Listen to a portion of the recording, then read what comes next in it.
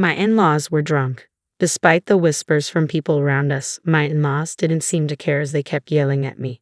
Well, I guess it's too late since you're already married, but if you want to be part of this family, you need to show us you have enough money, they said. Yes, your dad is right, so make sure to give us $1,000 a month as a new bonus, they'd added.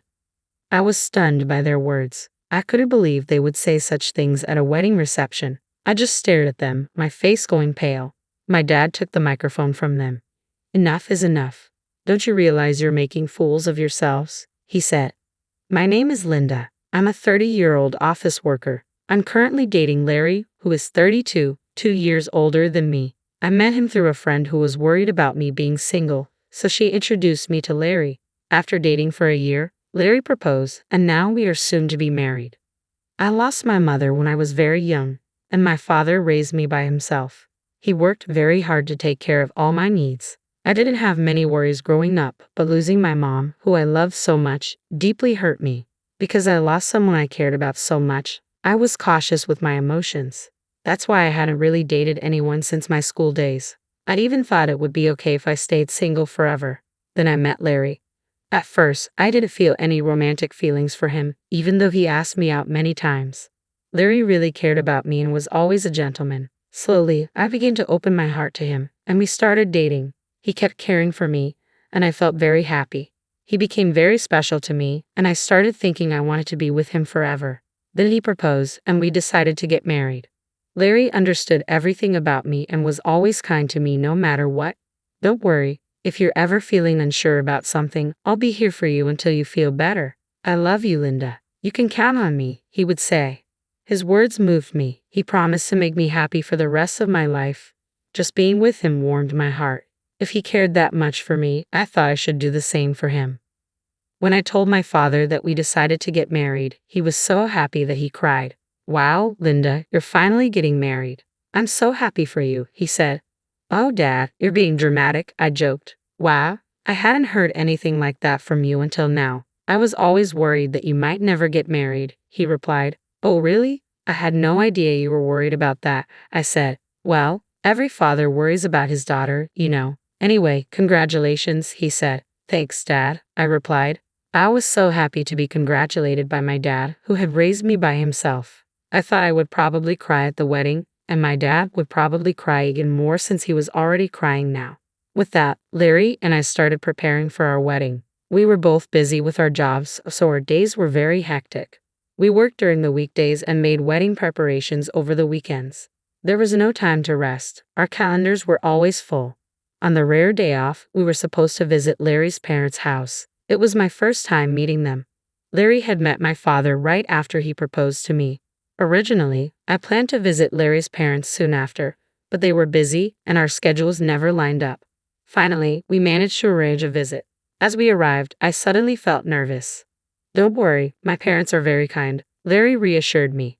His words made me feel a bit better, and I rang the doorbell. It was his mother who opened the door. Mom, I'm home, Larry said. Welcome home, Larry. It's so good of you to come, his mother replied warmly. As she talked with her son, I greeted her politely. Nice to meet you. My name is Linda, and I'm Larry's fiancée. I see, so you're Linda, she said, her tone shifting. She looked me up and down, her smile fading. Then she led us to the living room, where her cold attitude remained. Linda, I'm curious about what you bring to the table. Larry is our treasure and our only child. If you're going to marry him, you need to be a suitable wife. Are you worthy of him? She asked, sounding more like an interrogation. I was taken aback by her question. I hadn't expected such a cold attitude from my future mother-in-law and was at a loss for words. You're going to join our family, you know. Are you ready for that? She continued. True, marrying Larry meant joining his family, but it's not like Larry's family were the Kennedys or some well-known high society family. It's not like I was marrying into a royal family. Why was I being asked to make such a commitment? Besides, I wasn't even going to live with them. I don't like being pressured with questions like these. As I was thinking about how to respond, his mother seemed impatient with my slow reply and scolded me harshly. When I ask you a question, answer me right away. You're so rude, she snapped. I'm asking if you're ready for this, she continued, raising her voice. Despite feeling overwhelmed, I managed to say, I hope that Larry and I will support each other in our marriage. When I said that, his mother was not convinced. What a naive thing to say. You aren't just going to support each other. You were supposed to support Larry. It's your job as a wife to support your husband. You don't even understand the basics, she criticized. Then Larry's father, who was sitting next to her, intervened. Honey, calm down. Sorry about that, Linda. You must have been startled by my wife's words, he said, trying to ease the tension. It's all right, I replied, trying to remain calm. His mother is very protective of her only son. Maybe she was just nervous and spoke without thinking. Just then, Larry's brother walked in. He spoke in a quiet, calm, and gentle tone. He seemed like a kind man, which gave me a moment of relief. But that relief was short-lived. With a smile on his face, he said the most unexpected thing. What my wife says is actually justified. What concerns me the most is that you come from a single-parent family. What do you mean by that? I asked, confused. Well, being raised by just one parent doesn't have a good public image. We can't be too happy to have such a person become the wife of our only son, can we? He explained. Hold on a minute, I said, unable to let this comment slide. What is wrong with being raised by a single parent? My father worked very hard to raise me by himself. I am very thankful for my upbringing, and I am proud of my father. Being raised by a single parent doesn't make me any less valuable. But they still argued. Since you were missing one parent, you couldn't have learned how to be a good wife, do housework, and such. I responded, I did a lot of housework to help my father. I can also cook pretty well, so please don't say that. Despite my response, Larry's words ignored what I said, and he finally stated, I will allow you to marry Larry, but in exchange, you must promise to devote everything to us because we are Larry's parents. Can you promise me that? What? I was shocked. Wow, since you came here to ask for our permission to marry our son, you do know what your duties are, don't you? Before I could say more, he continued the conversation. I found that my in-laws had completely taken over the conversation, giving me little chance to respond. That night, as I thought more about the marriage, I decided to share my feelings with Larry. Say, Larry, do your parents always talk to people like that? What about it? Larry seemed unfazed. I was surprised that Larry didn't see anything wrong with what his parents had said to me. Well, I mean the way your parents spoke to me and what they said. Oh, really? Well, they were just talking about whether you were ready for this marriage. I get that your parents are worried about their son's marriage, but I feel like what they were saying was a bit too much. I said. Really? Why is that? My parents didn't say anything wrong. Besides, they've given us permission to get married, so don't worry about it. Larry replied. That's true, but I felt uneasy, I said. Larry seemed to side with his parents more than with me, and that was very troubling. I guess he realized I was feeling unsure because he gave me a hug. Linda, you don't have to worry so much. My parents are just a bit upset because their only son is getting married, he said. He spoke as if he didn't fully support me. It's all going to be fine. Don't overthink it. I'm sure they just want what's best for us. They want us to be as good of a couple as they are. That's why they were a bit harsh. Oh, really? I replied. Like he said, maybe his parents have high expectations for us. But even if that's the case, I don't think it's right for them to belittle me because I was raised by my father. I don't think people who say such things make a good couple. We are the ones getting married, and we should be the focus, not their approval or disapproval. With that perspective, although I was still a bit upset, I decided not to dwell too much on his parents' opinions. Then the day of the wedding arrived. We had many guests, including our relatives, friends, colleagues, and bosses. I walked down the aisle with my father, who had raised me all my life. Larry and I exchanged our vows and rings. We were met with applause, and for the first time, I truly realized that I was getting married to Larry. I felt a happiness I had never felt before. As we walked into the reception hall, we made our way through the crowd, greeted by videos of us as part of the entertainment. It was a joyful time. I chatted with friends I hadn't seen in a while, and many people congratulated us. Despite my earlier worries about his parents, I was glad I had decided to marry Larry. I was glad we decided to have a memorable day. After the ceremony, we planned to officially register our marriage, and Larry and I would become husband and wife. I cherished every moment and felt so happy. Time flew by, and soon it was time for the final part of the event. The bride and groom and both sets of parents lined up to greet the guests, but I started to feel uneasy because of Larry's parents. We were all supposed to be standing in line, but his parents were wobbly on their feet. If you looked closely, you could see that their faces were bright red. They had drunk too much. Some relatives asked if they were okay. My in-laws were clearly drunk, but we had to wrap up the ceremony and get it over with. The moderator handed the microphone to me and Larry. Suddenly, Larry's mother snatched my hand away from him and yelled at me like a professional wrestler in the middle of a challenge. Listen to me, Linda. After this wedding, you are going to devote yourself to us completely. Prepare yourself because we are going to test you really hard, she said. The guests started whispering to each other, and some even thought it was a joke and laughed. Then Larry's father grabbed the microphone.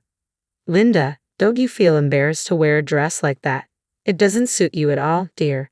You should tell her the truth, his mother chimed in. As expected, the whispers among the guests changed in tone. I looked at Larry, hoping he would stop his father's rude comments, but Larry said he couldn't do that and that his parents weren't doing anything wrong. It became clear he would never protect me from his parents in the future. That was the moment I realized it. I was certain of it, even as the hall buzzed around us. My in-laws were drunk and continued to insult me. Well, you're already married, but if you're going to be part of this family, you need to prove that you have enough money, they said. Yes, that's right, they continued. After you register your marriage at the city hall, you should give us a few thousand a month and your entire bonus. I was shocked by their words. I never thought they would say such things at our wedding reception. I just stared at them, feeling my face go pale. My father took the microphone from them. Enough of this. Don't you realize you're making fools of yourselves? He said. Though still showing some respect, his parents glared at my father. Why are you interrupting us while we're talking? I knew this woman's father was no good. Single parents are never any good, they said. Why did they talk like this? How dare they insult my father, I thought. My father, keeping his cool, replied, You people are even worse than I imagined. You even refuse to meet me because I am a single father. I never thought that someone like you would work for President Scott. President Scott is such a respectable person. I assumed his employees would be decent as well, my father continued. At that, my father-in-law's face turned very serious. How do you know President Scott? He's a business partner of my company and, more importantly, an old friend of mine, my father explained. And speaking of single parents, President Scott was raised by his mother alone. So you just insulted the president of the company you work for. Seeing my in-laws' faces fall at my father's words, I realized they finally understood the mess they had gotten themselves into. I apologize, sir. Please don't tell the president about this, my in-law pleaded, suddenly falling to his knees. Just moments before, he had acted like he was in charge, but now he looked defeated. I could hear laughter from the guests. Some even pulled out their cell phones to record the scene. No matter how much you apologize, you can't take back your words, my dad said. He walked over to me and asked if I wanted to go home with him. I said yes and took the microphone from Larry's hand. Thank you for the great entertainment, but there will be no marriage, I announced to Larry, his parents, and everyone who attended. I will make sure to return the money you gave us for this occasion. Then I left the reception hall with my dad. I caught a glimpse of Larry and his parents looking dismayed, and soon after, his relatives rushed over with worried expressions on their faces. The place must have been in complete chaos. As I returned their money, I apologized to the guests. They all expressed sympathy for me and praised me and my dad for our actions, saying it was good that we weren't taken advantage of by such terrible people. Later, Larry's coworkers who had attended the reception must have spread the word about what happened at his company. Larry became known for having such unreasonable parents and was criticized for having a weak character. His embarrassment was so great that he resigned voluntarily. Of course, the president of my father-in-law's company found out about the incident. Larry's father was demoted and sent to an insignificant division of the company, transferred to a remote office in the countryside. I heard that Larry's family has been ostracized by all his relatives because of what happened at the wedding. While it's unfortunate, it really was their own doing, and sometimes things like that just can't be avoided.